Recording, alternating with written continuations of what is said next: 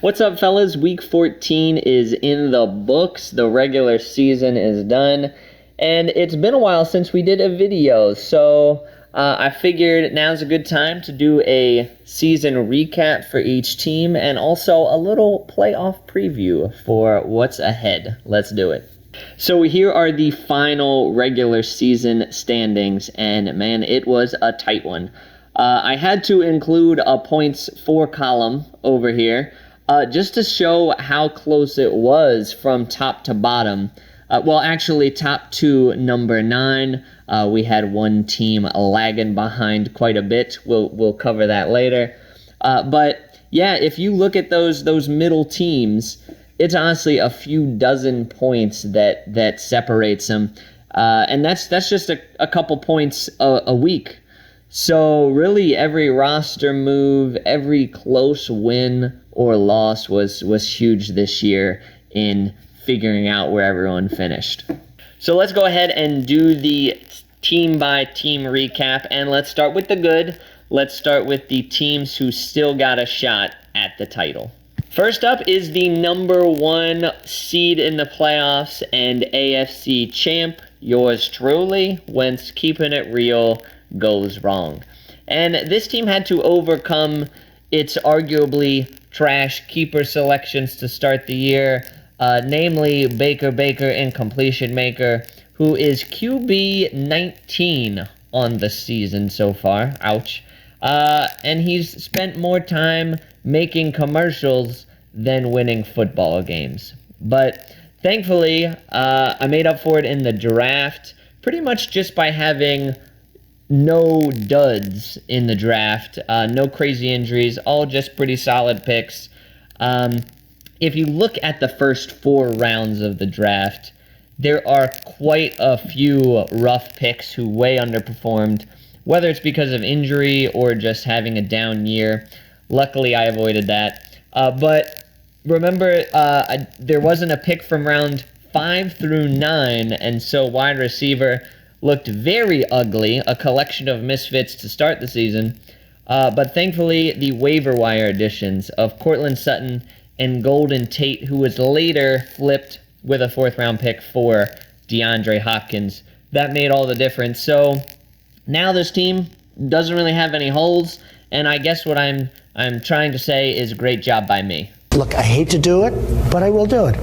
I would give myself an A+. So now it's on to the playoffs, and fun fact, whence keeping it real goes wrong, is 5-0 on the regular season against all the other playoff teams. That bodes well. And the first round matchup is against Cole, who I'm 2-0 on the season against. I had to beat him many times. Now I come here, I have to beat him again. Can you believe it? So it looks good, but in the playoff, anything can happen. The number 2 seed is the NFC champ, Daddy Long Negs, and Negs was able to rest his squad in Week 14 because he had the division title all wrapped up with a week to go. And I believe that is back-to-back titles for Negs, so well done. And this team is led by its quarterbacks, getting a lot of points from Patty Mahomes, who had just a hint of the Madden curse this year. He missed a couple games due to injury, but he's still QB 9 on the season, and he's back and doing great. And he's also got Dak Prescott, who, sadly, I could only find this picture of him online, but Dak, shockingly, is QB 3 in fantasy this year, even though he plays for one of the worst teams in football. Negs also snagged waiver wire pickup of the year candidate in Darren Waller, who is tight end 3 for the Raiders on the year. So this team roster is solid, but I think there is one reason in particular that this team has had so much success this year, and that's because the NFC division is horrendous. It's the NFC East of fantasy football, if you look at it. Negs took advantage of the random division draw to start the year and has since beat up on the weaklings in his division, regularly destroying Pat, Fitz, Ben, and Griff. And so, fun fact, Negs is 7-1 against the other teams in the NFC. but he is 1-5 against all teams in the AFC. So that is quite a telling disparity. So it was real lucky that Negs found his way to the NFC this year. Looking ahead to his playoff matchup, it could be tough because this team was just dealt a huge blow at wide receiver with an injury to Mike Evans. But hey, Negs is in the playoffs. That's what matters. And from there, who knows? So hopefully his good luck can continue in the next 2 weeks. We don't need luck. Yeah. But thank you. That was really nice of you to say. The number 3 seed and first wildcard team is the 9-5 Carry On My Wayward Son.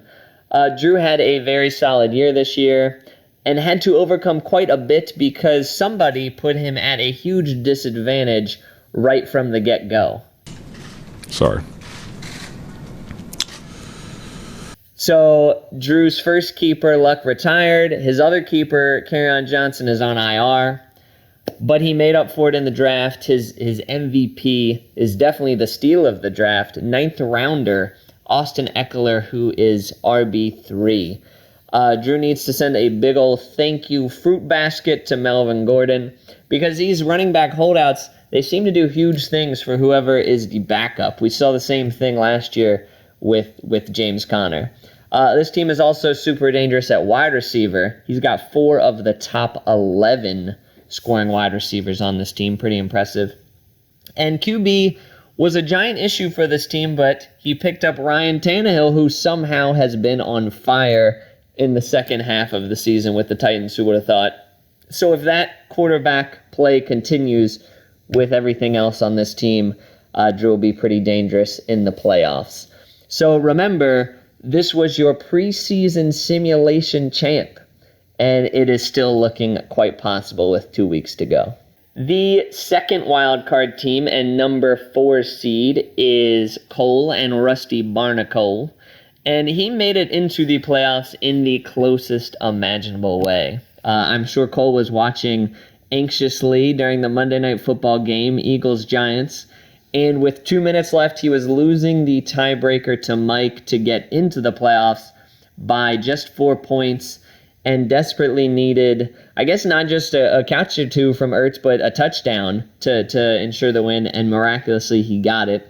So Cole was on a 4-game losing streak heading into Week 14, and it looked like he was going to pull a Pat, as they say, and totally collapse, but Cole managed to make it into the playoffs, and this team at the start of the season looked like it could be dominant, but some of the guys, mostly the wide receivers, have underperformed. He's got Julio Jones, Tyreek Hill, and Odell Beckham, 3 of the biggest names out there, but none are better than wide receiver 15. And for Odell, it's even worse than that because he's played the whole season. It's just his points per game is terrible. He is currently ranked wide receiver 43 in points per game, tied with Raiders rookie Rico Gafford, who played his first game ever last week and got 11.9 points, just like Odell Beckham. So that has been a huge spot on the team. Odell being his keeper, who you thought would be good, but has turned out to be totally terrible this year. If you look at the way this man has played football, for 45 to 50 minutes on average, he has looked horrible. But I feel like this team is a sleeping giant. It's got a lot of talent on it. It's projected to get a ton of points, and who knows what will happen in our matchup this weekend. All right, now on to the teams in the Mediocre Bowl. And first up is number 5 seed, 8-6 Russian Collusion, who, as we just mentioned, missed out on the playoffs because of an Ertz touchdown with 1 minute and 53 seconds in the game with the Eagles and Giants. So that was pretty brutal, but that was the definition of a fantasy reality football conflict of interest. The Eagles needed that win badly. Otherwise, their chance at the NFC East was totally done. But Ertz had to get the score to get the win.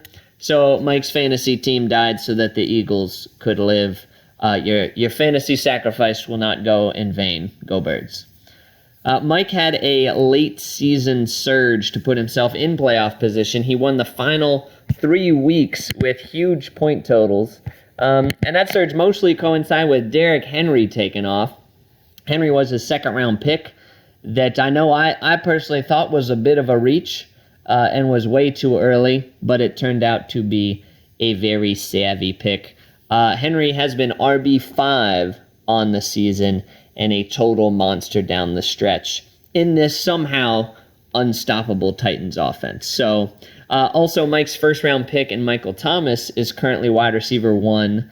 So, yeah, the early rounds of this draft were great for this team, got some big-time point getters, so he's looking good to win the Mediocre Bowl. And remember, our slight rule change, the winner gets the better draft pick for next year. So at least there is something on the line in this matchup. The number 6 seed is Fitz and Allen, Alvin, Evan, and Allen.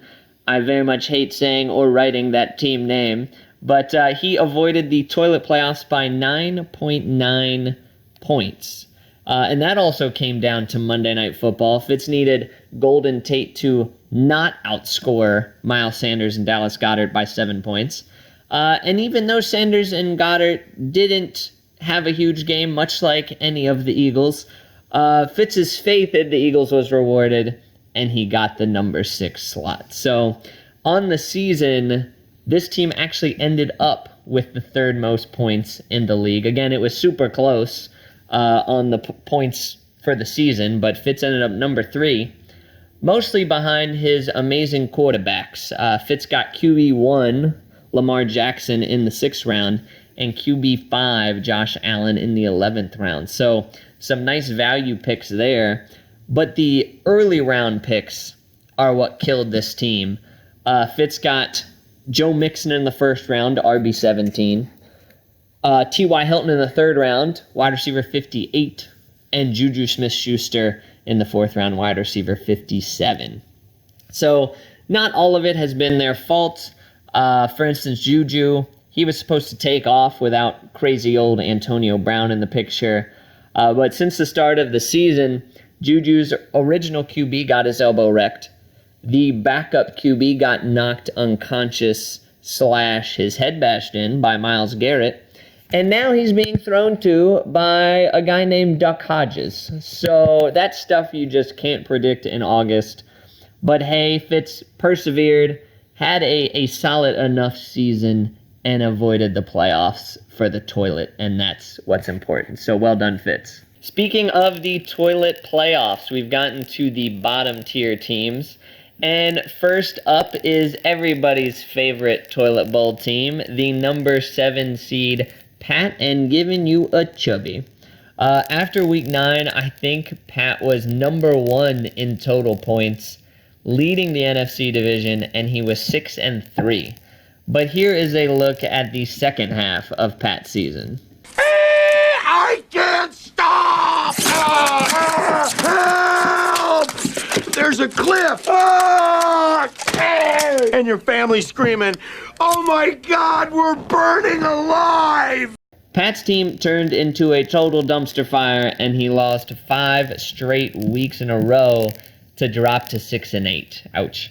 But if you look at the team, it's really not that bad. He's got 2 top 10 QBs in Aaron Rodgers and Kyler Murray, 2 top 20 RBs in Chubb and James White, 2 top 20 wide receivers in Cooper Kupp and Tyler Lockett, and a top 5 tight end in George Kittle.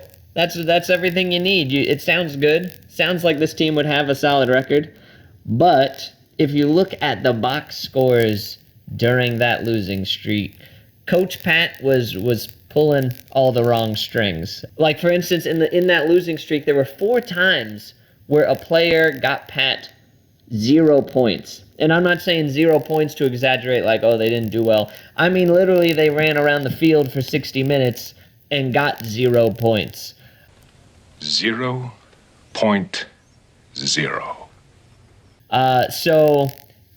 That happens to everybody on the season where you make the wrong start here or there. But I bring it up for Pat because he missed, he missed avoiding the toilet playoffs by 9.9 points. So it looked like there were so many ways that this would be avoided. But here we are. The fantasy gods have put Pat back in the Toilet Bowl playoffs. And we'll see if he is headed to the Toilet Bowl for the 5th time in 6 years. That is quite a tradition. But as we said, Pat has solid players, so he just needs to work his Pat magic on the lineup, tinker with the starters, and fix the lineup like only Pat can. And I go. Oh, I killed it! Next up is our number 8 seed, John Fornecka, and Tier 3 Trash. And I do enjoy a team name that refers to my projections and tiers that I work so hard on to start the year, so thank you, John. But I have to say, this team is really just built on one guy, Christian McCaffrey. So as much as I love John's team name, they really should be McCaffrey and Crew or the Fightin' McCaffreys or something like that, because McCaffrey is John's whole damn team. And I'm guessing he might be the only team in all of fantasy football with Christian McCaffrey that isn't in the playoffs. That's how good McCaffrey has been. Just to put it in perspective, to start the season, the fantasy experts were debating who should be the number 1 overall pick. Should it be Christian McCaffrey, Alvin Kamara, or Saquon Barkley? Barkley and Kamara have combined for 335 points this season.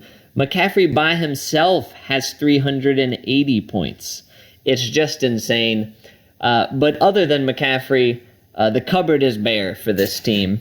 In Week 14, 7 out of the 10 players in the starting lineup were waiver wire pickups. So that's a bit too much to overcome, I think. John is a waiver wire whiz, but that's tough. Johnny Boy went all in to win the title last year, and he did win it, but he traded away a bunch of picks for this year, and it's showing up now. So we'll see, though. He just has to win 1 out of the next 2 weeks to avoid the dreaded first to worst. The number 9 seed is Ben Weeks, and she wants more D.